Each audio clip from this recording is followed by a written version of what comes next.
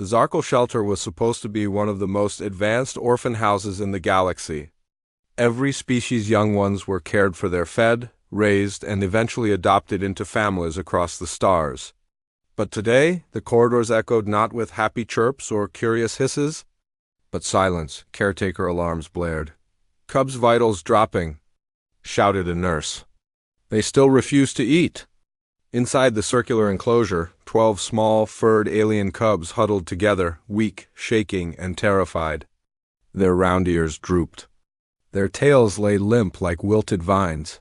For 3 days, they had rejected all food. Any species, any nutrient format, it didn't matter. They pushed everything away, crying softly. No one understood why. Not until 2 humans arrived, Anna and Adam. Earth volunteers assigned to cross-species childcare. Fresh recruits? Low ranking. No one paid attention to them, until a desperate caretaker waved frantically. "You. Humans, try something. Anything." Anna knelt beside the weakest cub, a tiny silver-furred one named Laurie.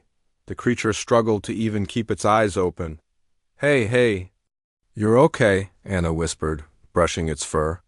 Her voice was soft warmth. Adam checked the feeding logs, frowning. "Every meal is processed," he muttered. "Everything comes from a dispenser. Not a single fresh ingredient." "That's how the galaxy works," a doctor scoffed. "Food is calculated to sustain life, nothing more." But Anna shook her head. "Life isn't just fuel.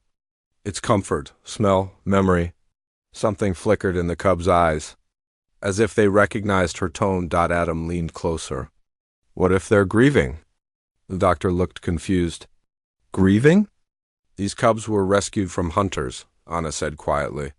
She had read their files. They lost parents, families, home. Adam looked around the sterile facility, white floors, humming machines, no colors, no warmth. "They need something familiar." The doctor huffed. "Familiar doesn't matter. Nutrition does." Adam ignored him. He turned to Anna. "Kitchen?" Anna nodded. The shelter kitchen was built for robots. Auto dispensers. Nutrition cartridges.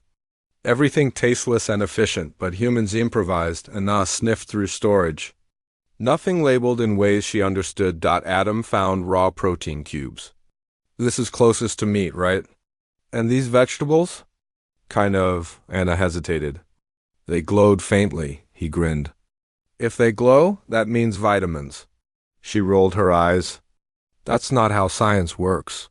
"Human science," he said. "Human results." They chopped.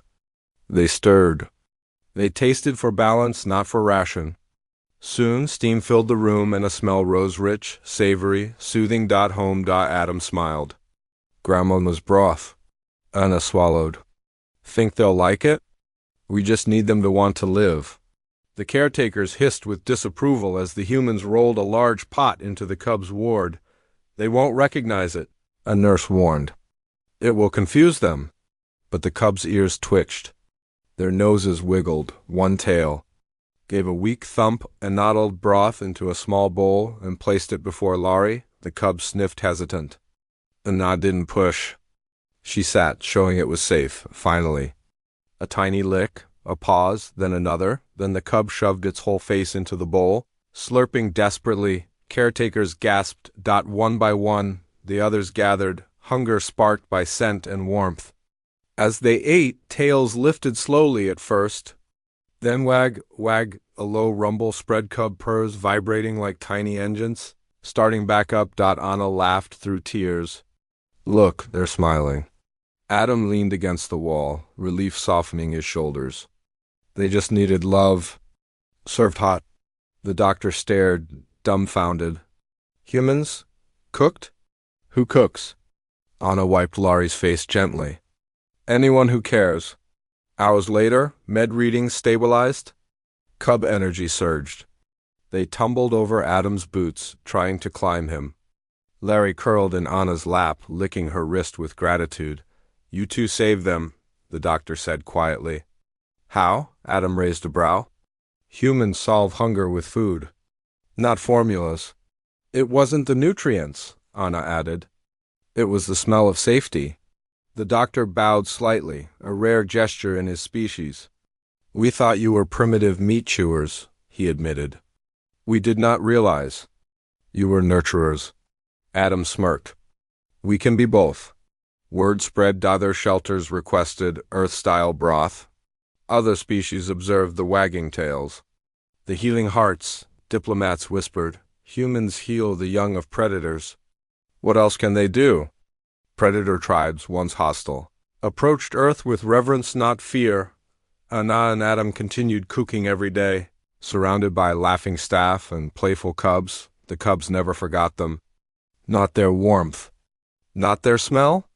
Not their kindness. Especially Laurie. She grew the strongest of them, all silver fur gleaming, tail whipping like a flag. When the time came for adoption, she refused everyone else. She wanted her humans. And when alien bureaucrats argued, the galaxy learned another truth about the species from Earth. Humans don't abandon those they feed. HFY note in the archives. Historians recorded the day the galaxy's fiercest predators wagged their tails for the first time. Because two humans made broth with love. Not weapons, not power. Just kindness. And that was enough to reshape alliances across the stars.